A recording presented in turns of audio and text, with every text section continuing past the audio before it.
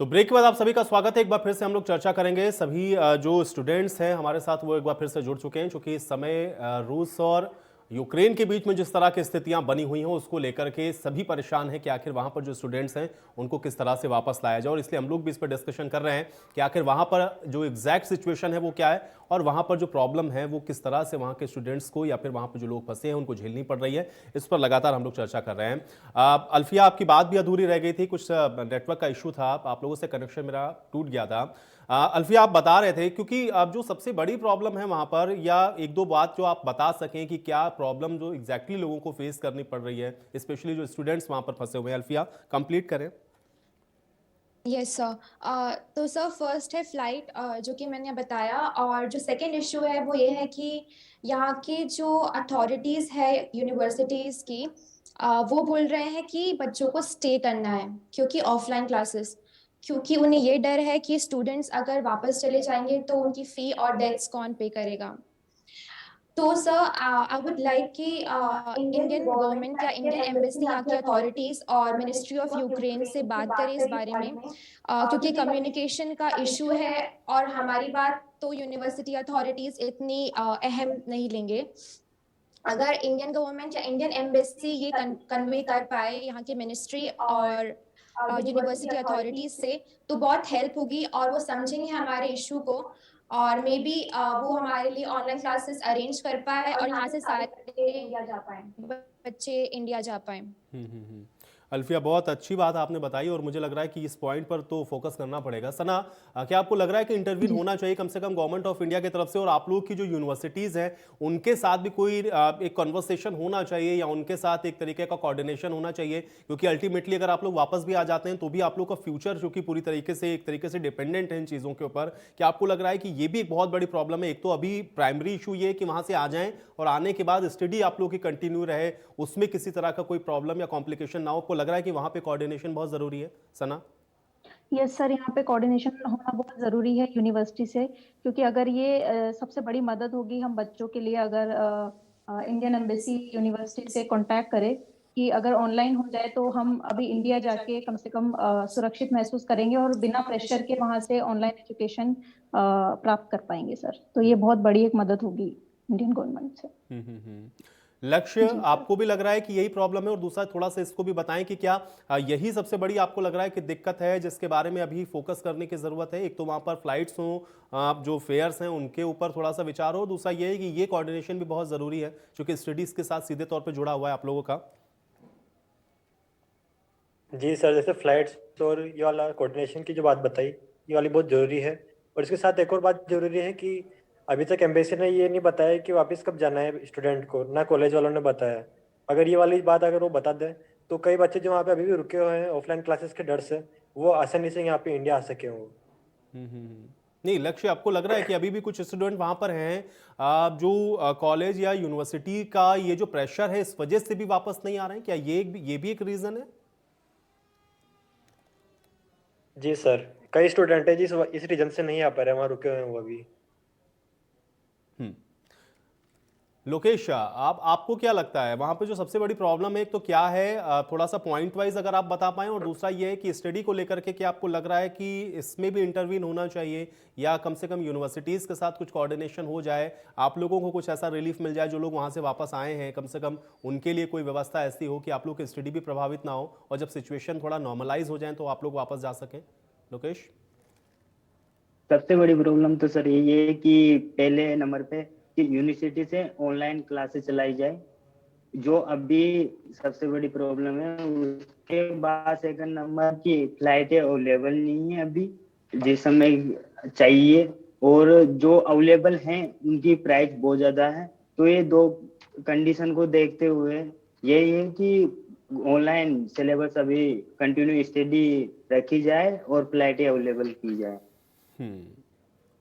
फैजल, आपको भी लगता है कि इसके अलावा कुछ और ऐसी चीज़ें हैं जो आपको लगता है कि फोकस होना चाहिए कम से कम? और एक जो सबसे अच्छी बात यहाँ पर अभी अल्फिया ने बताई कि यूनिवर्सिटीज़ का जो प्रेशर है उसकी वजह से भी ऐसा लग रहा है कि बहुत सारे स्टूडेंट, जिसको अभी लक्ष्य भी बता रहे थे कि वहाँ पर वो आना नहीं चाहते हैं, क्योंकि उनको ऐसा लग रहा है कि अल्टीमेटली उनकी जो स्टडी है फिर वो फंस जाएगी अगर वो आ जाते हैं वापस, और पता नहीं सिचुएशन नॉर्मलाइज कब होंगी तो फिर वो कैसे क्या करेंगे। क्या ये आपको लग रहा है कि इस पर भी फोकस अभी नहीं हो रहा है? क्योंकि अभी प्राइमरी तो ये है कि जो लोग फंसे उनको यहाँ फिर सिर्फ लाया जाए, फोकस उसके ऊपर है। फैजल? जी जी सर, ये एक बहुत बड़ा मुद्दा है अगर देखा जाए तो, क्योंकि studies is very important for us. अगर हम मेडिकल के स्टूडेंट हैं, हमारी पढ़ाई काफी ज्यादा जरूरी है हम सबके लिए। और अभी काफी यूनिवर्सिटीज के ऑर्डर सबके अलग अलग आ रहे हैं, हमें पता नहीं क्या बात हो रही है यहाँ की अथॉरिटीज में।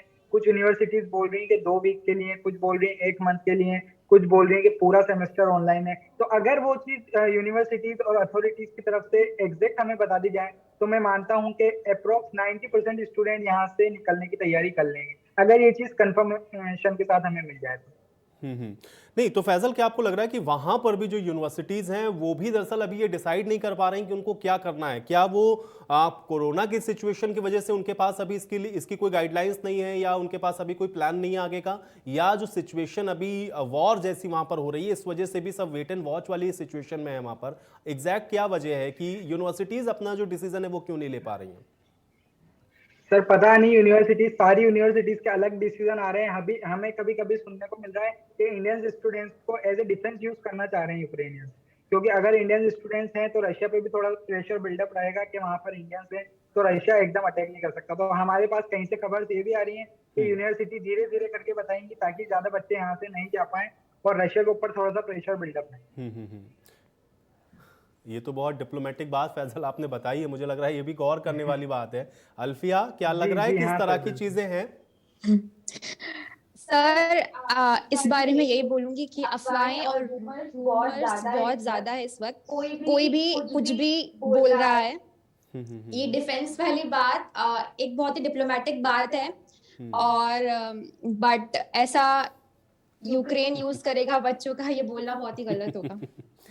हाँ ठीक है, इसीलिए मैं समझना चाह रहा था कि एग्जैक्टली वहां पर बातें हो क्या रही, क्योंकि ये भी समझना बहुत जरूरी है। सना, चूंकि आप लोग की जो स्टडी है, और अगर आप बीइंग अ मेडिकल स्टूडेंट, तो मुझे लग रहा है प्रैक्टिकल तो सबसे इंपॉर्टेंट है उन सब के बीच में।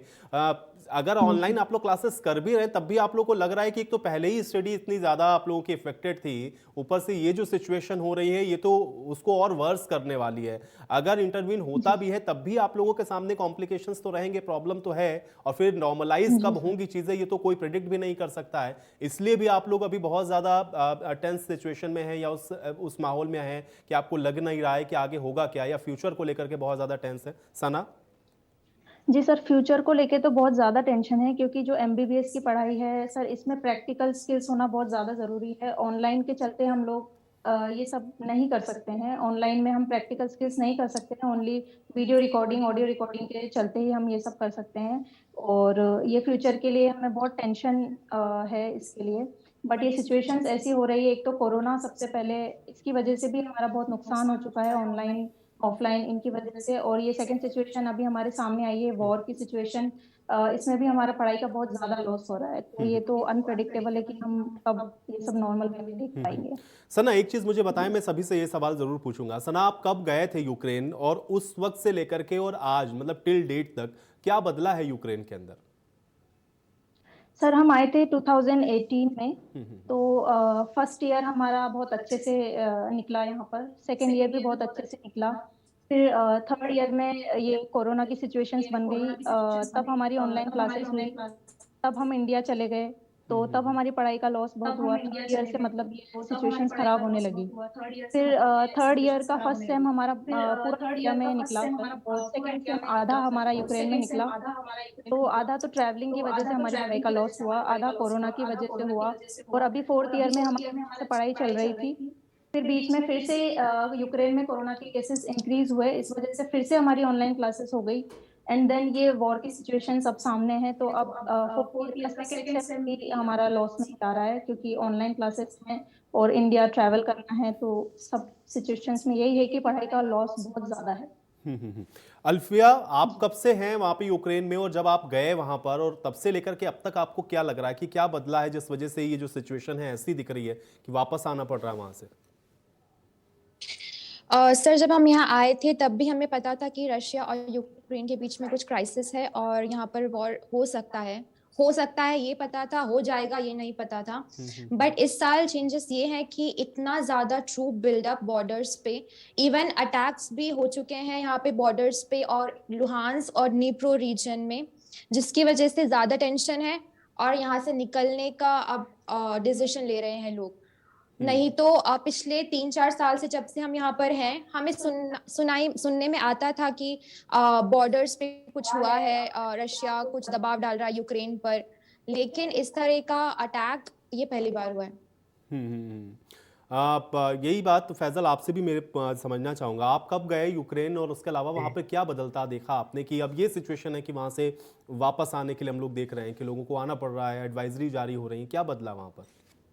जी जी, तो सर जब मैं यहाँ पर आया था 2018-2019 में, तब यहाँ पर सब चीजें नॉर्मल थी। हमें यहाँ ये जरूर बात है कि हमने शुरू से पता था कि यहाँ पे थोड़े से क्राइसिस वगैरह हैं, रशिया यूक्रेन में मतभेद चलता रहता है, बट हमें ऐसा एग्जैक्ट पता नहीं था कि इस टाइम की इस सिचुएशन पर हम आके खड़े हो जाएंगे। क्योंकि जिस तरह से रशिया ने अभी ट्रूप बिल्डअप करी है, तो लोग हमें जहाँ से न्यूज वगैरह मिल रही है, हमें पता चल रहा है कि वर्ल्ड वॉर सेकंड के बाद सबसे ज्यादा ट्रूप अभी रशिया ने लगाई है। तो इस चीज को, इन बातों को सोच के कभी रात में भी अगर हम सोते हैं तो हमें टेंशन रहती है, कभी रात में अगर हमें प्लेन की आवाज आती है तो हमें टेंशन होती है कि कहीं ऐसा ना हो कि बाहर हो जाए।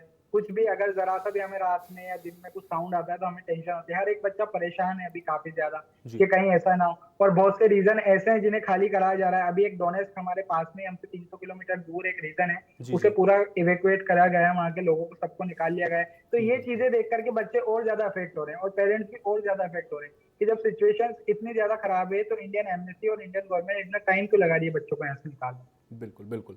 लोकेश, आपसे भी मेरा यही सवाल है, क्या बदला है और आपको क्या लग रहा है कि सिचुएशन कैसे ऐसी हो गई कि वापस आना पड़ रहा है लोगों को, और आप तो वापस आ भी गए लोकेश?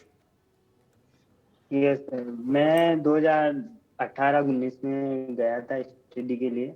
वहाँ पर उस समय इतना सीरियस कंडीशन नहीं थी, नॉर्मल था। सुनने में तो आ रहा था कि वॉर होता है, ये लड़ाई चलती रहती है, पर वो अभी इसी साल देखने को मिला। तो इसी का देखते हुए वहाँ पर काफी पहली बार देखा तो वो हमारे अंदर डर बैठता है। और यहाँ पर पेरेंट्स भी दिक्कत में हैं, वो टेंशन करते हैं डेली।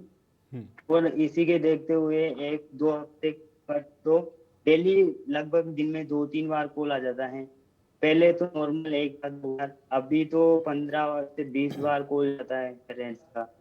तो लगभग उसी में कि यहाँ पे जो भी न्यूज आती है इंडिया में भी, वहाँ पर भी हमें जो मिलती हैं, उसी को देखते हुए काफी टेंशन होती है फिर।